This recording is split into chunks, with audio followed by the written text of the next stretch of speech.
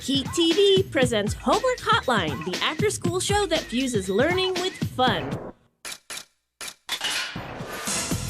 Watch local teachers bring the classroom on air and online. This is Homework Hotline.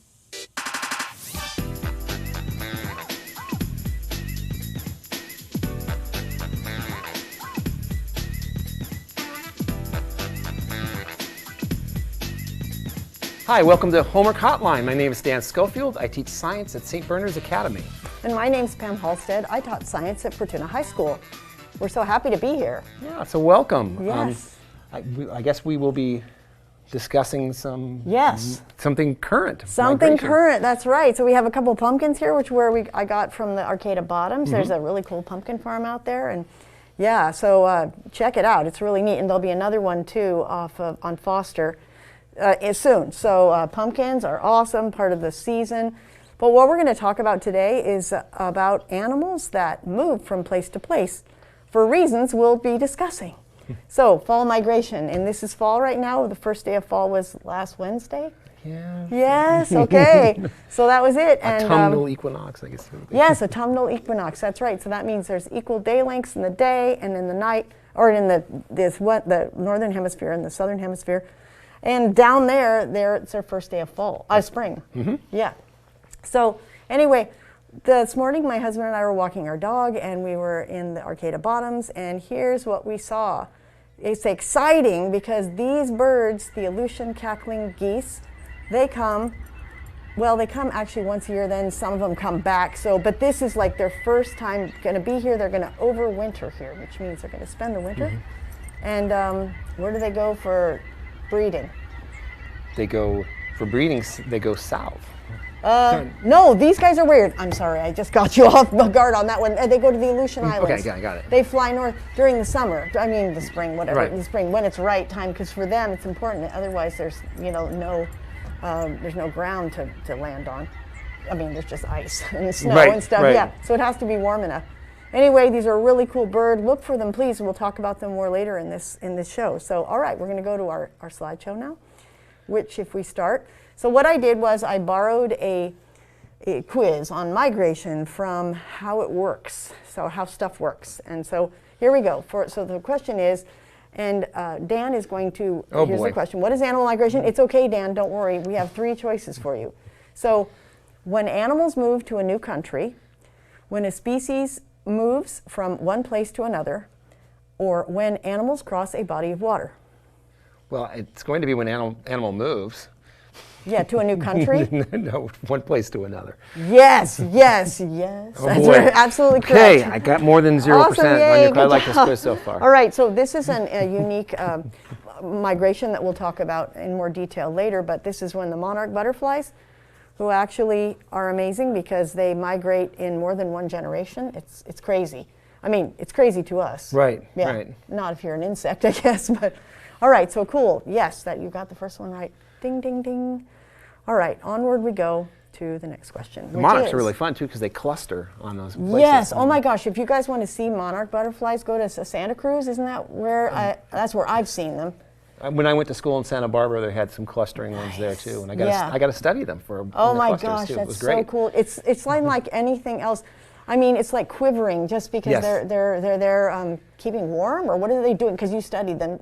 They're finding partners, but that's what they were all clustering together for. But, that's so cool. Yeah, so now ours here though, am I right or wrong? Because I was trying to figure this out when I was reading it. Not here, but in Santa Cruz, whatever, California. Do they migrate from? They go to the Midwest and then come back here, or do they? I think they're coming. Yeah, I think the ones. Well, they're in Santa Barbara too. They come from there, and then they're on their way farther south too. Oh yeah. Do they go farther south as well? Okay. Yeah. All right. We have a map, but anyway, let's continue. Here are what is the timing of animal migration often connected to? So we have weather changes, breeding patterns, both of the above.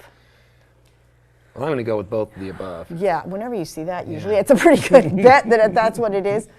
So here is a creature, a bird that is migrating in the spring and in the fall, and so. Usually, when you're migrating in the spring, it's because you want to find good nesting places to nest, because what's happening to the temperature? It's getting warmer. Yep, and when it gets warmer, means more plants can grow, you know, insects, everything that you eat is better. And if you have a bunch of babies, right, you better have a way to feed them. And then, though, once it gets cold, it's better to move south because it's warmer. Right. Yeah, so you want to survive. All right. All that good food is north, isn't it? Usually, like I'm not thinking of in the water, especially. For sure, in colder waters, it's definitely better. Yeah. Okay, this one I didn't know some of these answers, so when I saw them, I was like, oh, a complete migration. I've not heard of this, but because you're really good at answering questions, because you're a teacher, here goes.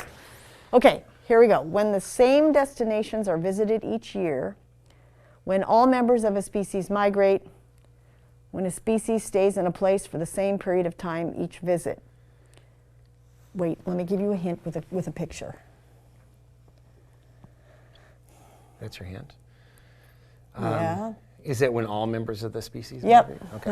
That's it. Yeah. So yeah, these are geese, and they're flying, and all of them in a particular place. Okay, got it. It's not like, oh my gosh, look what time it is. We all need to go now. It's the autumnal equinox. They go when times are good for where they are. So the whole species, not just single populations, will go? Yeah, and it's just members of a species. So yeah, not just individuals. Usually, you know, there's always exceptions to everything. Yeah. Like there's even resident, I guess, swallows here, which I never knew, but birders told me that there's swallows that normally, you know, migrate. Yep. They actually, some hang out. Yep. Hey, if there's enough food, it's okay. Right. Yeah, food.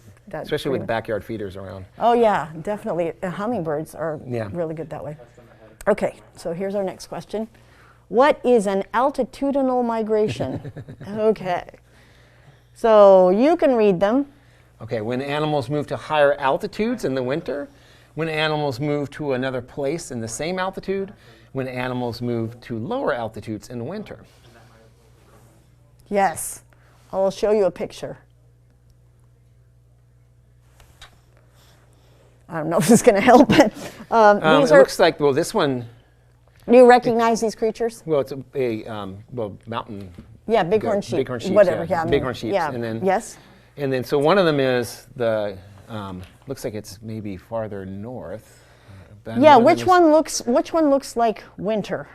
One on the right. Yes. The other one looks like it might be in the Sierra Nevada. Yes, and it's in the summery kind of thing. So we got the summer on the left, the winter on the right. Who's up in the mountains? Another place in the. So did they move higher in the winter or lower in the winter? They would move lower in the winter. Yes. Yeah. Okay. There you go. It's okay. Thank you. Sorry, I read that one wrong. No problem at all. No, that's okay. I'm putting you completely on the spot, so I really appreciate you doing this. Thank you. You can do it to me next time we're together. That's all right. Okay. Cool. All right. Now this one I'd never heard of at all, but again, let's just give it a shot. Go ahead and removal migration. Okay, yeah. Okay. So. This is what I come up when I don't know anything about this. So the animals can no longer remain where they are. The animals find a place with more food. The animals prefer a different climate. Yes. Removal. Just because when you're removing something, you're moving from. So I'm going to go with the first one there. Okay, and I think you're right. You are right. Yeah. Okay, so here's a picture of what's happened with climate change in the west, on the west part of the United States, which is drought. Yeah. So this is a wetland it's a wetland actually in both places, but it's no longer wet. It's a dried out wetland. So if you're a creature that requires water and the nutrients and everything that's in a wetland on the left, and it dries up on the right, you can't stay there anymore. So unless you stay and then you die, it's not going to work. So in order to make it, you have to go somewhere else. That's like those savanna animals in Africa, right? They have to follow the rainy season. They're kind of doing the same kind of thing. Right, exactly. Okay, cool. Here's our next one. The record for the longest overland migration and how stuff works made this one easy. Please read the choices. I have a sense of humor, don't they? Yes, yes. I mean, it'd be fun to go with sloths because maybe it would be the. And how would they migrate anyway? Yeah, and it'd be so fast. Okay, no. Okay. Yeah, okay. So I think we all know what it is. Okay, these are caribou, and I mean 2,000 miles, something like that. It's insane, and this is over land. A lot more birds migrate than do terrestrial creatures who cannot fly, because flying is a lot. Yeah. You can go a lot faster, farther. So the caribou, though, are amazing how they move in these groups. And apparently with climate change, it's getting hotter, and mosquitoes are insane lower. So it's causing, these guys are actually moving higher up in the mountain areas so they can escape them because it's horrific. I mean, the mosquitoes are terrible. I remember I was watching a show about these guys too, and a lot of times the reason why they move is because of the mosquitoes. They get up in the higher mountains and get up away from them. But well, cool. All right, so here's our next question. I think there's 9 of these. Why do animals migrate? Here are our choices. In order to find food, in order to protect their young, both of the above, and of course when we come to both of the above. We must choose it. We don't must, but it looks like unless they both make sense. Unless it's an AP test right now. Yes, okay. it's like only A and B, A, B, and C, A, C. Oh my goodness, those are crazy. Exactly. Okay, so here is an Aleutian cackling goose, what we saw at the beginning, flying around with others of its kind. Do you see anything on this goose that makes it look different than a Canada goose, which we have residents of?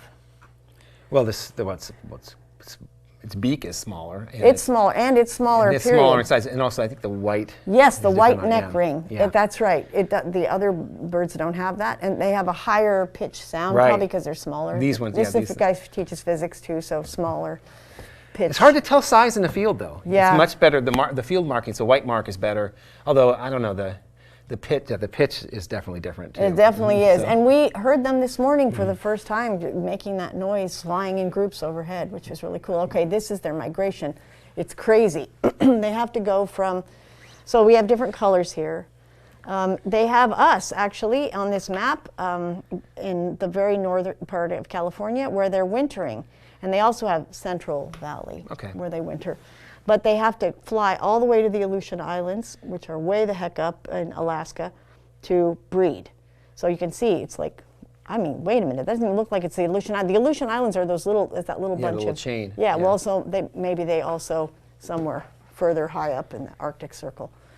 So anyway, they're really cool birds. Do they pick the islands because it's safe for them? Yes, well? they do. Yeah. However, they almost went extinct because there were foxes on the island, and there were also like, let me see what else. Like, I don't know if there were rats, but you know, things that people bring. Rats are responsible for a lot of cats, and and so their young wasn't able to survive because they were eating, and fox, I think Arctic fox. So they actually moved them from the island, and it's a great comeback that they made. Yeah.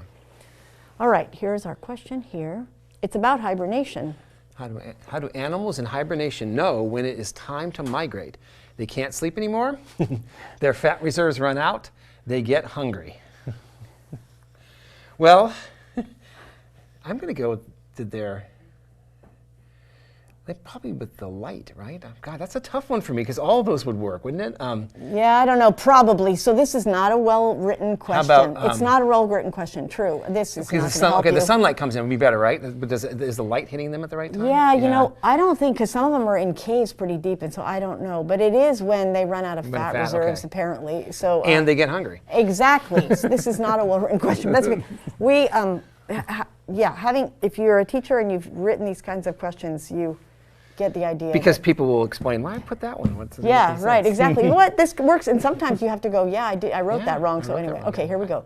And this is our last one here. What is fascinating about the migration of the monarch butterfly?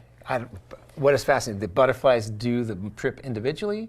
The migration is longer than the lifespan of a butterfly. The butterflies double their population during migration. Well, the middle one I know that one of them makes butterflies don't live long enough to do the whole trip. As adults, because they have complete metamorphosis. They a caterpillar to a pupa, and then finally the adult, which is all the caterpillar does is eat the milkweed that's out there. Okay, cool. Well, anyway, these are awesome. All right, off from the quiz, and now we're on to what we're going to talk about today, which is specifically bird populations. And these are flyways in the United States. And we live on the Pacific Flyway, which is in red.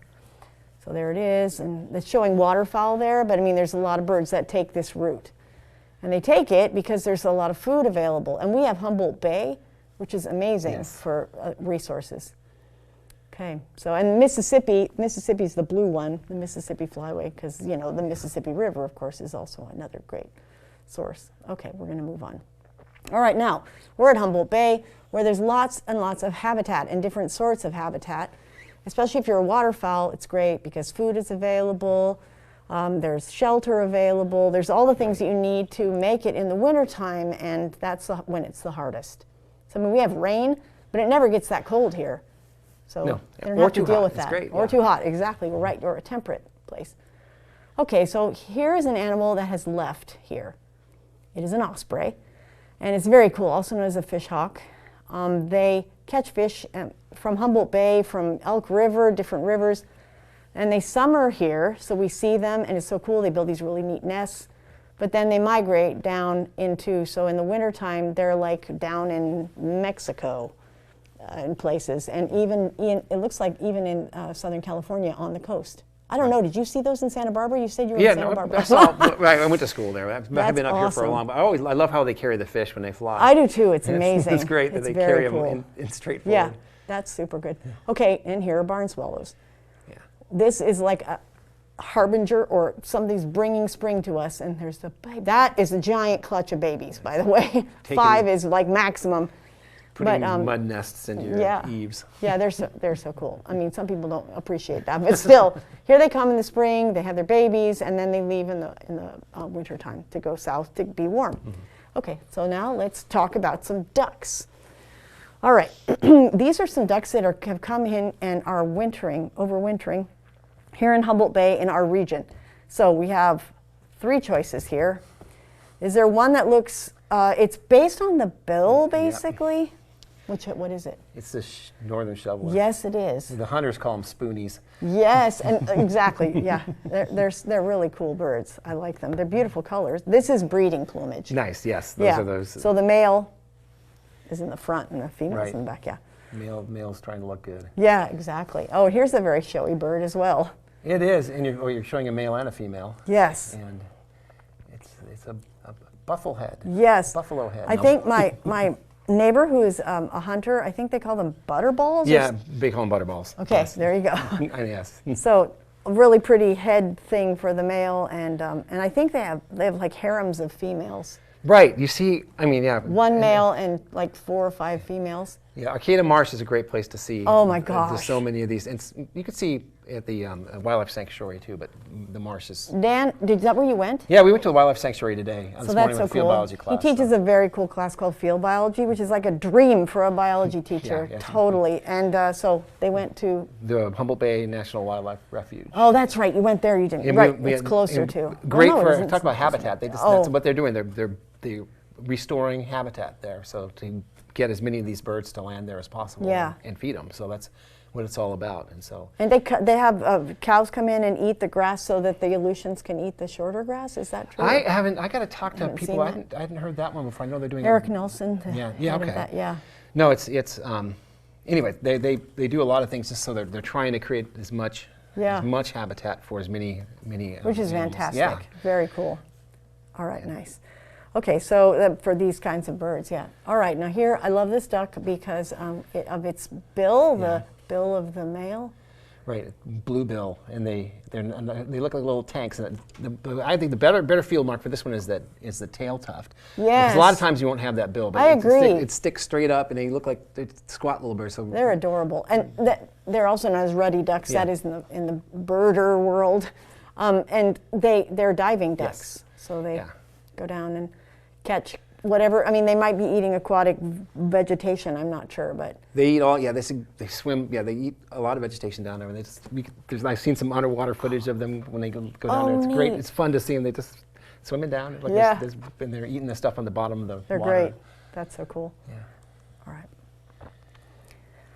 I love the way these birds eat. They use their bills to move. They move it back and forth from the left to the right, the left to the right, and right to the left, and they sweep up like little tiny crustaceans, little shrimp, which is a crustacean, right? A shrimp is a crustacean. Shrimp is a crustacean. Yes. Okay. So things like shrimp. And I love the breeding plumage on these things too. It's really pretty. It's so pretty. And this is at the height of breeding. Right now, they wouldn't look quite so fancy. So they're Americanvocets. Yes.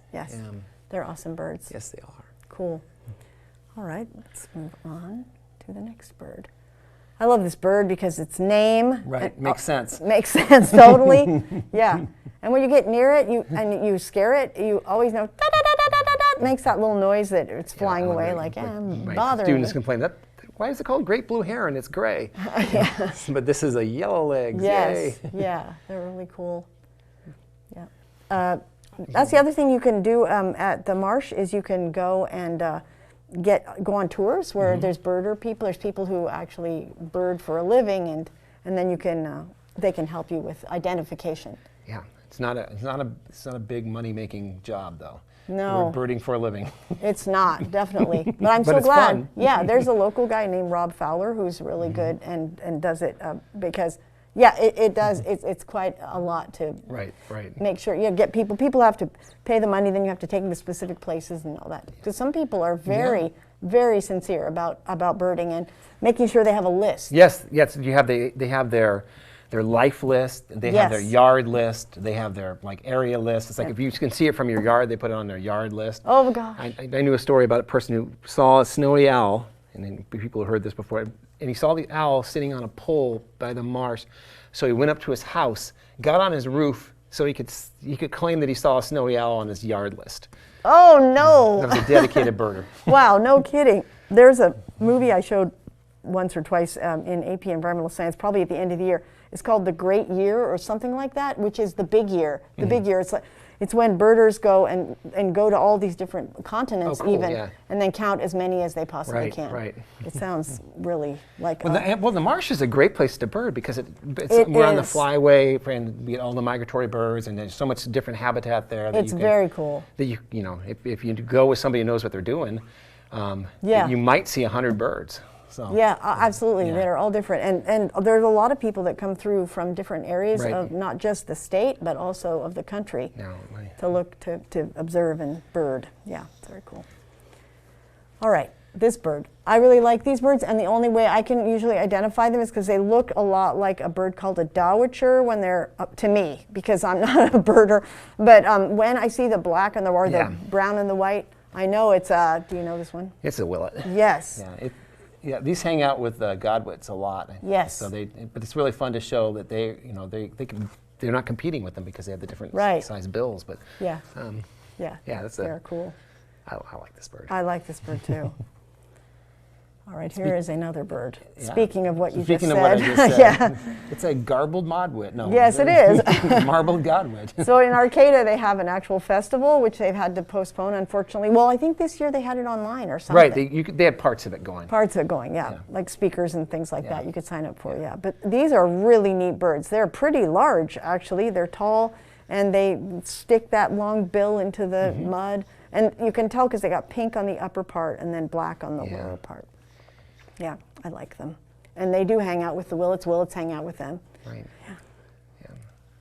All right, now this is a trick thing because this is not the actual size at all of this creature. It looks huge, but if it was next to a godwit or was next to a willet, it would be very small. We can, and this is one of those ones. Well, I knew it. We already did willet and Halstead. You can just get rid of all the ones you've already done. All these different ones. My problem is with if you showed me a lesser sandpiper, a western sandpiper, and a sanderling all standing together, I'd have to go, well, I can't. I'm sure that my birding instructors here would go, no, you should know that, Scofield. You should have known it, right. But western sandpiper. Yes. Yeah, you're right. This is huge on here, but it looks almost, I know. I thought it was a really pretty picture, so I chose that one, I like them. They're all over the place. As little tiny birds, you really have to look for them, but they're neat. There are so many of them sometimes, too. They seems like they have good personalities. I like them.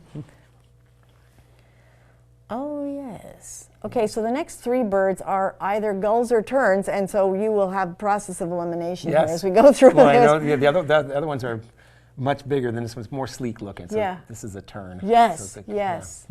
There's the smaller ones are called elegant terns. This one is the one that's big, and sometimes you can, if you hear this like sort of, now I can't make the sound, but it's like, it's a term, I can't do it, but it's the young that are calling to the adults when they're flying in the air. Sometimes you hear this sort of funny sound. So are all these on the Pacific Flyway in some way? Yes. Okay. As far as I know, they all come from probably south, a lot of them, to come here so that they can overwinter. Okay. So I mean, because Well, I mean, I'm pretty sure either that or they were north to breed. That's probably and more they're just possible. stopping here on the way. Yes, Yeah. yes, they're stopping here. Yeah, because they need habitat. I mean, because they have to stop for a bit. They do. Some of these birds. So. Yeah, but some of them are some of them are stoppers, but some of them stay the entire winter. Yeah.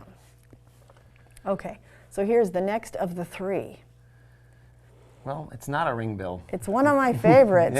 I don't see these ones very much. Yeah, no, I don't either. But that's why I probably like them. Yeah, Heron's gull, right. It's a medium-sized gull, I think, is what I remember. Yeah, and I like the red bill. It's really cool. And I remember seeing them up in Del Norte County, like I have at not the beach. seen one of these in a while. So. Neither have I. So you'd have to be at the beach probably really pretty much to see them, and here is our good old faithful. Another one that's nicely named. Yeah, exactly. I mean, so for me, I can't tell the difference between is it a California and a Western? Is that the difference? I mean, there's the gulls. It's like the Western. All the big gulls are hard to tell apart. Yes. You got to look at their feet and sometimes. Then I don't know if you did you ever meet Stan Harris? Who's I took his class. Oh, that's so cool. I took advanced ornithology with him. Oh wow, that's fantastic. That guy could identify them to was it first year, second year, third year? Oh yeah, that's how he got me. He taught me how to do the gulls, and it would be like the herring and thayers and western gulls are the ones that are really hard to tell apart. And boy, he drilled it into you. Oh my gosh, he was passionate about it. It was tough. Yeah, for we knew him from the marsh actually, and his son Michael drove him around like the bottoms, and when he got more elderly, and just to go bird because he couldn't walk as well. So the snowy owl story is attributed to him. Oh, he's a great guy. Yeah, he was great. He was great to take a class from. Yeah, I'll bet. Oh my gosh, he must have been. Yeah, who do you remember as far as instructors? Usually the quirky ones and the ones who are really passionate about whatever it is they do. He was quirky, passionate, and tough. He was great. Yeah. Combo. Oh, that is a good combo. Yes. He's not gonna stand for anything less than your best. No. But he could just a bird could make a little sound. He goes, that's what that is. Oh my gosh, that's awesome. Yeah, exactly. That's nuts. Oh my goodness, I think this is the very last slide, but this is one of my favorite birds, and just because. And I left the name there. I found this yesterday when I was finishing this up, and I just love them because their bill is so crazy long. Right. It's so neat. Another great name. Yeah, it totally is. I didn't know there's another bird called a whimbrel, which has a bill like that too, but it's not as long, but it's big like this bird. But I think it's straight too, if I remember. More straight at least. More straight, but it does bend somewhat. But I just learned about them recently, so. Yeah, this one I see regularly on the waterfront trail, right under the bridge, the Samoa Bridge, on the Eureka side. So or I see them on kayaks sometimes too. Oh, I'm sure. Yeah, cruising around, doing their stick it in the mud thing to get their food. That's right. They can get way down in there. Yeah. Get those tasty crustaceans and other things down way into the mud. Yeah. Well, we're so glad that you joined us today, and make sure you get outside because you guys, this is a beautiful time of year. It is. Yeah. Well, we'll see you back again on Thursday. Yep. That was great fun. Yeah, it was. Thank you.